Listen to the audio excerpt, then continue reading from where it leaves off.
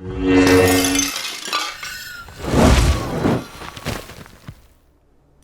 and welcome back to the Blade of Akai channel. You are watching Entropia Universe. It's been a while since I've done an EU video, but today I'm taking a quick look because there's been a version update this week. Most notable points are there's been a new settlement slot, settlement plot even been placed southwest of Zikian, which is why we're here at Zikian City or Citadel. Apparently the settlement is southwest, which is that direction. So I'm going to fly over that way and see if I can find the plot. In addition to that, there have been some other changes as well, namely Fort Isis has now been removed and replaced with Fort Lahar. I'm guessing that is because of the name ISIS, which is kind of sad really, because Fort Isis has been around quite a while before all of the real world politics nonsense and terrorism and all the rest of it. So yeah, it's a bit of a shame that you know, things are being changed in game because of this ridiculousness, but there you go. So I'm going to try and spawn a vehicle, but it doesn't let me spawn a vehicle up here, so I'm going to see if I can get down here, do it quick before I get aggroed. Here you go. Right. There's quite nasty creatures around here. Right, let's get heading southwest. Now, in addition to that, Fort Lahar is one of these robot kind of what's the word for them? Fort incursion. That's the one. Yeah, it's one of these fort incursion forts, so you can go there and kill a bunch of robots and kind of kick off the mission. Also, aggressive packs of Argonauts have been added west of Fort Fury. If you like hunting Argonauts, I guess that's good fun. And also north and northeast of Fort Fury we've got Caperon, which is kind of new as well. I believe they used to be hanging around Fort Isis somewhere, but it was quite a nasty spawn mixed with all sorts of other stuff, including I think Nexnesis, but I don't know, I'm not 100% sure. Also there's been some Iron Chain missions added. So we've got Scaborius and Defender missions now. Also, there's been some changes to the Imperial Guardian upgrades at Fort Ithaca. So you can now upgrade Angel Armor to adjusted Angel Armor if you have enough of the bits and bobs that are required. And also you can upgrade the Metal and Lock ML35 to an adjusted. Now that I'm kind of interested in, because lo and behold I have one. I have one of these bad boys. So I'm going to be interested to pop up there, and I'll do that as a part of this video. I want to see what the stats are for it. As you can see, this one is a tier 5, so if I upgrade this I'm going to lose that tiering. So yeah, whether I do it or not I don't know, and it's an expensive old affair trying to do this kind of stuff, and you know, if you take a look at my ped card at the moment, 9 ped, things aren't looking too healthy. Right, I'm sure it said this was southwest, maybe it's up the hill here, southwest of Zikian, so it must be around here somewhere. I'll go up and see if we can make anything out. There's also been a colonist jumpsuit mission chain added. So the the recently added new OJ outfit, which unfortunately I don't have anymore, which I'm kind of gutted about, really. There's now a mission so you can update the colours on it, so that's kind of interesting. And also, the first time you loot shrapnel after the update, you get an info window telling you what exactly to do with shrapnel, because I'm guessing a lot of people are kind of looking at it going, well, okay, that just goes in the TT then, without realising that you can convert it to universal ammo. There have been a bunch of other changes which I'm not really going to go through because you can read the client loader yourself, but I just wanted to pick up on some of the major points and try and show them in this video. Okay, I finally found it. I managed to miss it by going directly southwest when it was more west-southwest. Unfortunately, the description, I kind of scan read it and it says southwest, west of Zikian, so that's not how you say west-southwest. So I finally found it. Yeah, so here it is. It's quite flat, this one. I know some of the others are quite hilly. Certainly around south of Ithaca and things like that. But it is kind of interesting. You got, look, there's one of the bigger slots. There's someone down there, isn't there? Yeah, there's a couple of people down there. Oh no, this is just the TP area. Okay, fair enough. Right, let's get out of here. Let's have a little wander around.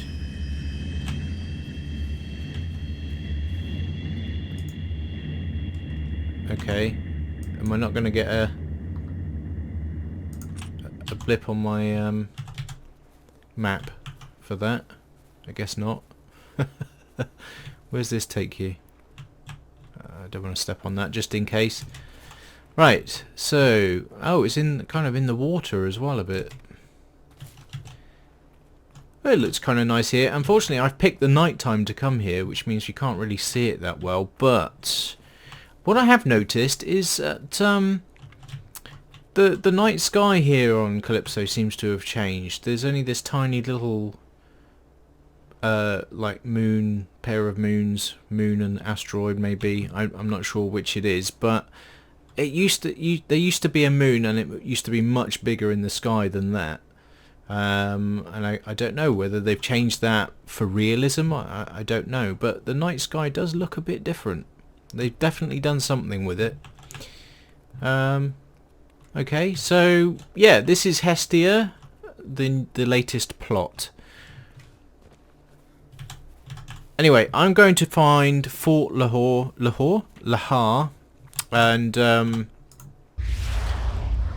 and see what it looks like. Apparently it's near where Fort Isis used to be, but hopefully I can find that.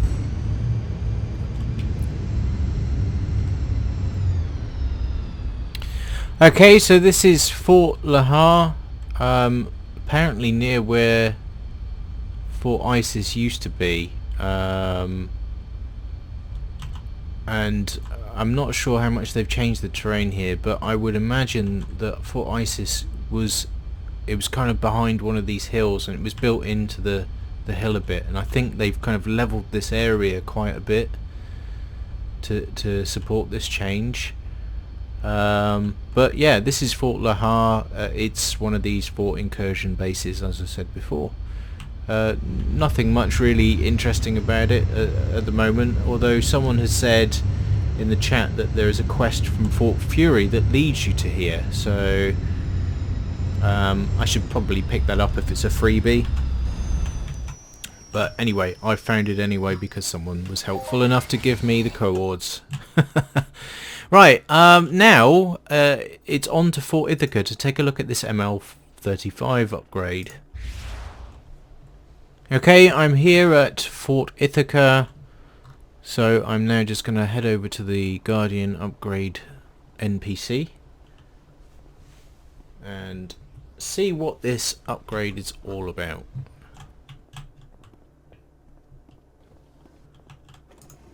Liaison Atwell. Right, armor upgrades. I didn't want that, but let's have a look at the angel one anyway. Angel, does it tell me? Mail, helm. No. Is it not going to tell me what the... I guess it says on the client loader anyway, but let's have a look. Mech unlock. 65 generic nano adjusters, 5 tuning nano adjusters, 50 GEC coil springs, 2M, and 3 Starkov LPR 30s at full condition. Ouch, that sounds expensive. So they're like 160%. Let's just round it to 1.5 times at the minute. So, oh, holy cow. So that's 300 peds. That's 900 ped of that. 50 of... Did it say 50 of those? That's... Yeah, 50 of those, which is peanuts, really. I think. Although it doesn't, I'm not sure, because it says amount 0 there, and then the ped value 0. So I'm not sure whether that's telling me the right value there. But I don't think that's that much. Tuning nano adjuster W03. Again, that's saying 0.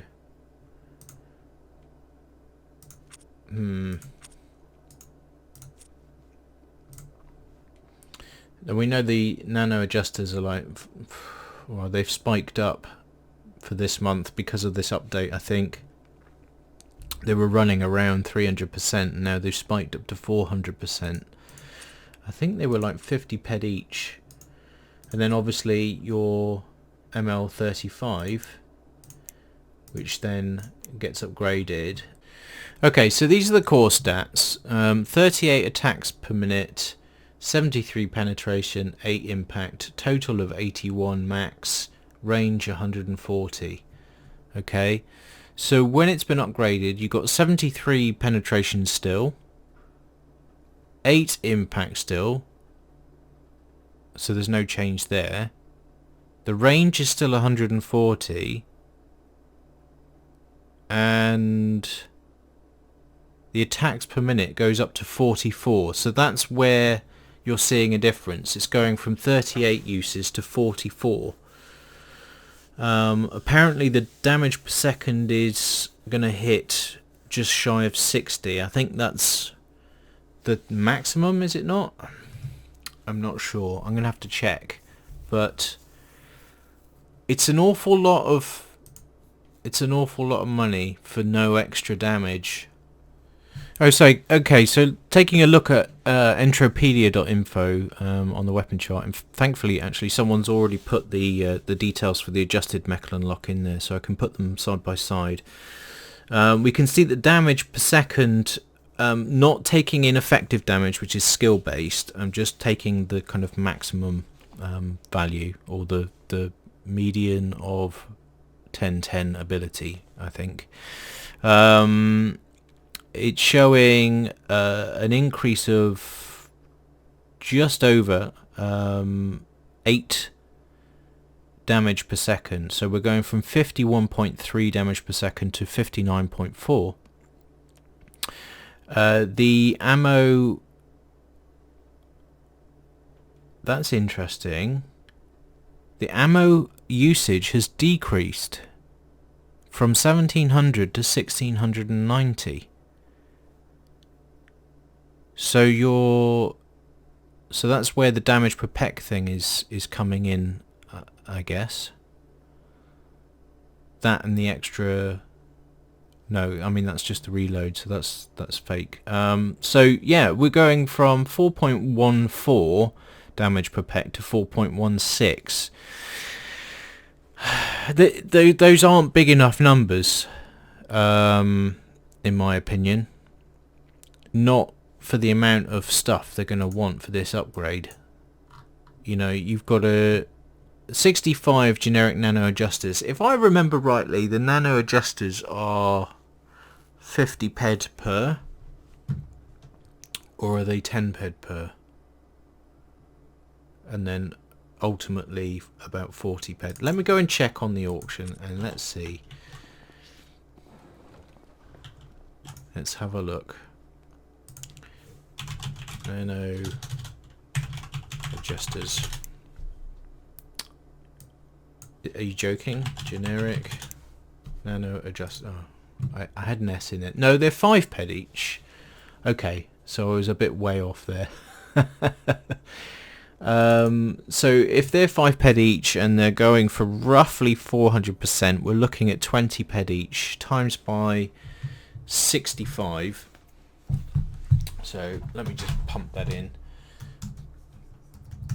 Right, so 20 ped times 65, that's 1,300 ped, okay, plus 900 ped in Starkovs, right? So that's 2,200 ped straight away. And then there's these WO3 jobbies. I'm not sure I can pull them up on that. Let me just recheck the name so I can see if I can find any, but I don't know that they're going to show up. Weapon, Mechlin lock, tuning nano adjuster. Let's have a look. Tuning nano. There we go. So there's WO2s, so you can bet your bottom dollar that the WO3s are going to be more expensive. Okay, they're 1 ped each, and we're looking at 200 odd, well, nearly 250% as an average. So I reckon the WO3s are going to be about 350 to 400%, given the fact that this is a new one. They're probably going to be more rare. So we want 5 of those. So 5 ped times 4, so that's another 20 ped. You know what? I don't think they're going to be 400%. I think they're going to end up being ridiculous. I think they're going to be ridiculous, the WO3s, to be perfectly honest with you. We'll have to wait and see, because there don't seem to be any on auction right now. Has anyone actually picked them up yet? Let me see if I can go orders available, and then tuning nano. Yeah, I don't think they've been they're hinted at in the upgrade, but I don't think they've been actually discovered yet, which is marvelous. Which says that they're a rare one. So I would expect to pay for those 5 WO3s. I would expect to pay at least 1,000 ped. So you're looking at, on top of already having an ML35, you're looking at about a 3,000 ped upgrade. Depending on how much those GEC Dewberry Firkins are. GEC, right? GEC coil spring 2M. So 50 of those, 500%. Hang on a minute. That's not in keeping with market value for the year. I don't suppose any have been sold. So yeah, there's basically, you know, if you were to buy from these inflated prices, you're looking at 300 ped. So that's, I think you're into around 3,500 ped straight off, if not more, just to upgrade this ML35 to get damage per second up and damage per peck up So the damage per second increase is, I wouldn't say substantial, but it's certainly not anything to sniff at. But the damage per peck increase is severely marginal. You're looking at 0.02 peck. Sorry, 0.02 damage per peck difference. That's not a marvellous difference, to be honest, on a non-SIB weapon. Anyway, I think I'm going to leave this video here. If you liked it, don't forget to hit like, share and subscribe, and I shall see you all in the next video. Thanks for watching, and bye-bye for now.